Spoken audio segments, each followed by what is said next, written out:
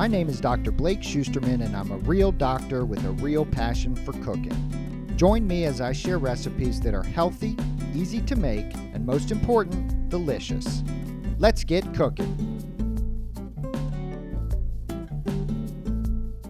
As you can see, we are not in our normal, regular kitchen. We are in a big, fancy studio here today with a guest chef who is an expert, Chef Courtney McKnight. Hi, Courtney. How you doing? And Courtney's going to be walking us through a delicious chicken recipe. And this is a recipe or a technique that's very different from anything I've ever done as far as cooking. What is the point of a poaching recipe? The reason that a lot of recipes call for poaching is it takes leaner cuts of meat that don't have a lot of fat in them, and it adds the cooking medium, the liquid, to it and adds extra moisture to them. So typically you see it with chicken breast, some lighter cuts of pork possibly, and definitely lighter seafood like whitefish and such like that. Okay. So the first step here we're going to take and we're going to rub down the inside of this pan a bit just to coat it. So he's using butter. You don't usually see me cook with butter, but butter will add a delicious, rich flavor to this dish, and it's okay to use a little bit of butter. And now we're going to take this shallot here, and I'm going to slice up this shallot a little bit. And so we're going to sprinkle these around the bottom. The recipe usually calls for a little dry tarragon in the bottom, but I like to go with some fresh. And so I'm just going to take about a sprig and a half there, and then a couple sprigs of thyme, and we're just going to lay those in the bottom of the pan. Okay. Still, the pan's not on. And then we have our chicken breast here, and we're going to lightly season, just a little bit of salt and pepper, trying to be healthy. And sometimes I find that if you put a little bit of salt on kind of right at the beginning on the raw meat, that really at the end you don't feel like you have to add any more because it kind of seeps through the whole dish. Is that true? That is true. I know that a lot of dietitians are trying to get people to move away from using salt. The amount of salt that we're allowed to eat each day is a very small amount. It's very It's small. about less than a quarter teaspoon. And so they're trying different things, using peppers, using spicy flavors, citrus acids to bring out other flavors other than salt, so you don't need to use as much salt. Okay, so for this we're using boneless, skinless chicken breast, right? Correct. We want to make sure that we choose a pan to perfectly fit the chicken. You don't want to overcrowd the pan, but you want to make sure there's not too much space, or else we won't be able to cover it and fully submerge it. We're going to do what we call a submersion poaching, so it's fully covered in the liquid. So we're going to be using some unsalted chicken stock. Now, one thing that a lot of people don't understand is the difference between a broth and a stock.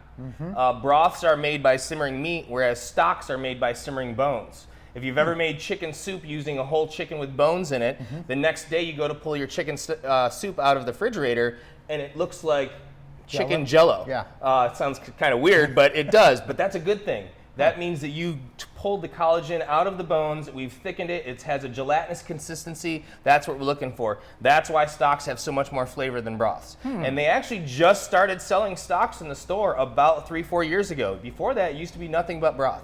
So do we have to use stock for this recipe? We don't have to. We can just use broth, but this will help with our finished sauce. So we're going to go ahead and pour that in there, and we want to make sure that we fully submerge our chicken breasts. In our cold pan still. Cold pan, haven't turned it on yet.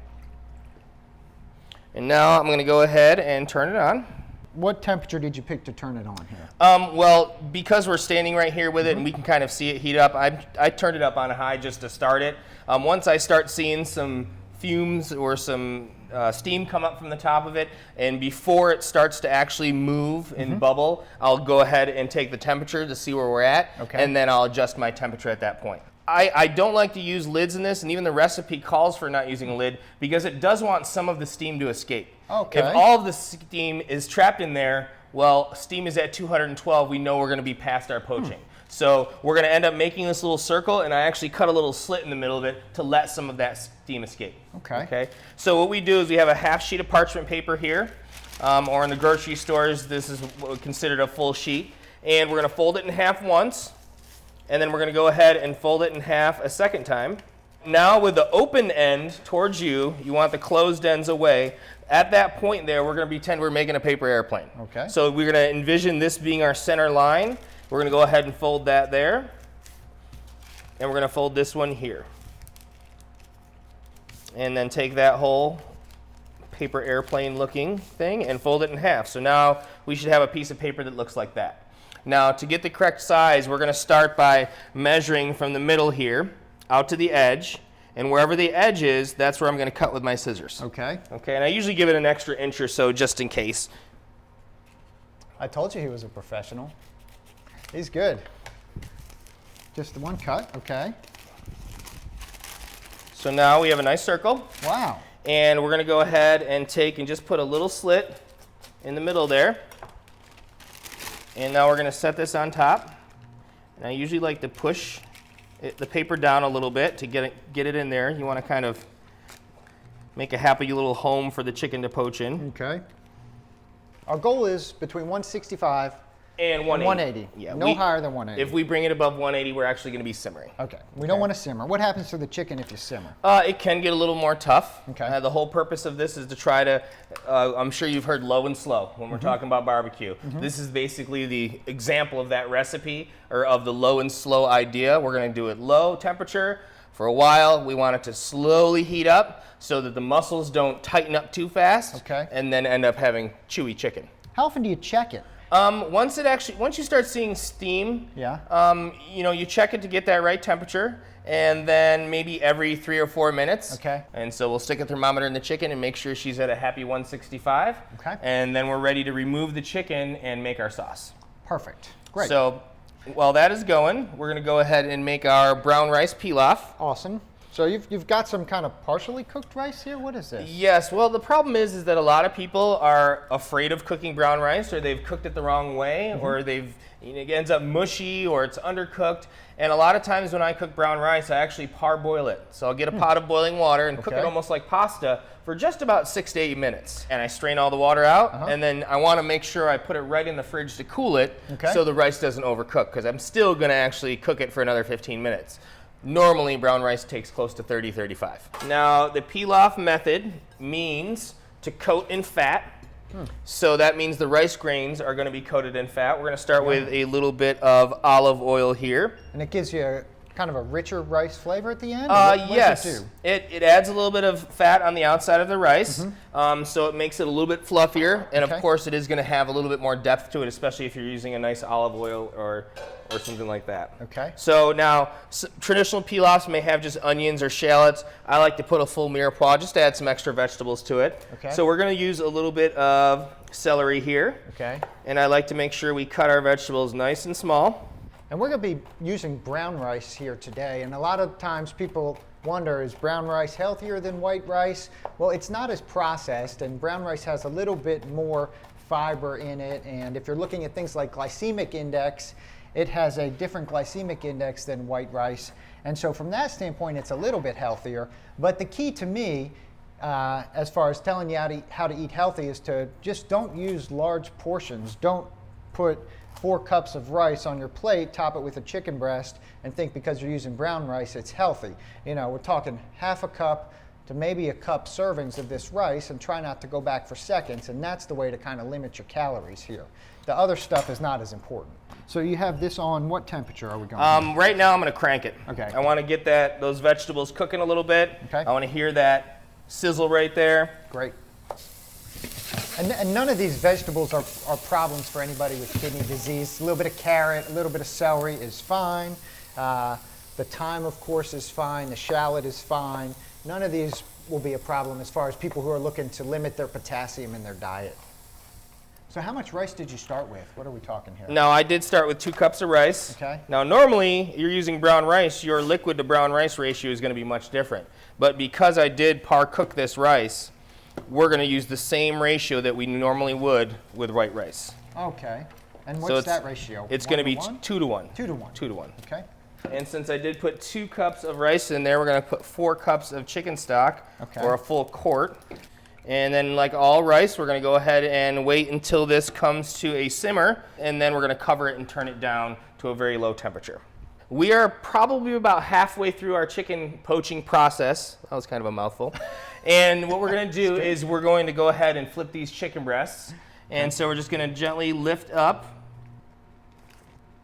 Now, anytime you roast a vegetable, we're always just going to add extra depth, extra flavor to the dish than just having raw corn put into it. So a little bit of salt and pepper. Now, I did have some garlic oil that I made. So I tossed it in salt and pepper and garlic oil and then roasted it for about 40 minutes in the oven. There's always a hidden step. There's always that hidden garlic oil there.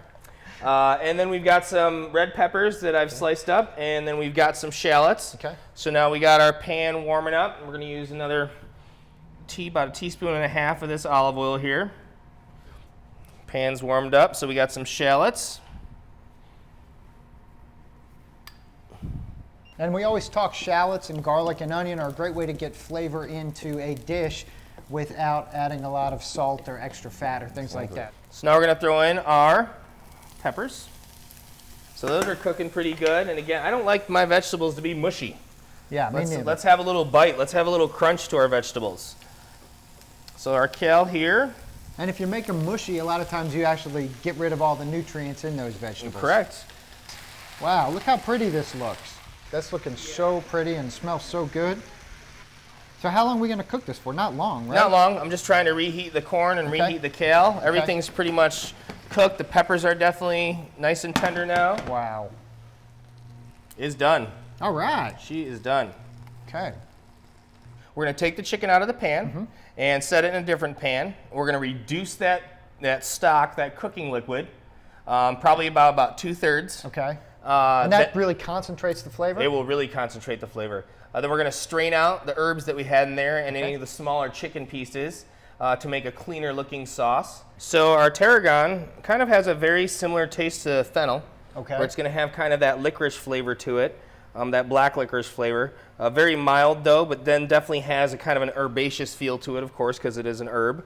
So when you're adding an herb to a recipe like this, I noticed that you put it kind of in the poaching liquid, and then you're going to put it on top a little bit of fresh. Is that something that you often do? A lot of times you'll see that. Some chefs will maybe do it just for color, but I'm doing it for like layering of flavors. Okay, so we've got our sauce now that's reduced down by about 2/3? Yeah, it's about 2/3. So I got a little strainer here, a fine mesh strainer. Okay. Go ahead and strain that through there.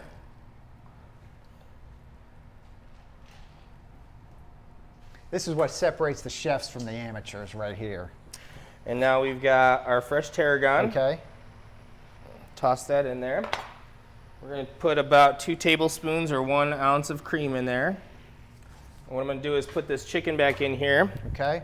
So we're going to reheat our chicken now. Reheat our chicken. Yeah, can't serve cold chicken. Let that heat up. Okay. So we got our rice here. I'm going to stir up just the top just to get some of them vegetables mixed in there. Okay. Okay, Put a little of this down in the middle here. A little bit of rice. That is what, maybe almost a half a cup. That's about a half a cup right there, which is a great serving size. But most people would want to put 4 more spoons on there. Yeah, it's a perfect serving size. And so we've got our vegetable here. Okay. We got the green, the yellow, the red.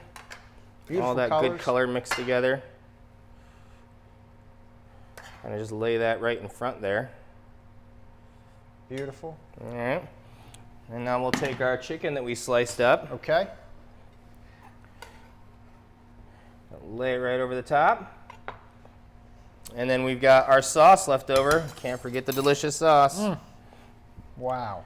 Go ahead and spoon some of that. Now again, it's not too thick, but we don't have to have gravy. We're not having fried chicken today. So, I mean, this is the epitome of a healthy home-cooked meal. I mean, you can see it didn't take us that long to do this, and it is fantastic. It doesn't get better than this. I have never been so excited to taste one of our meals. Go ahead. All right, let's do it. We get some greens, some rice, some chicken.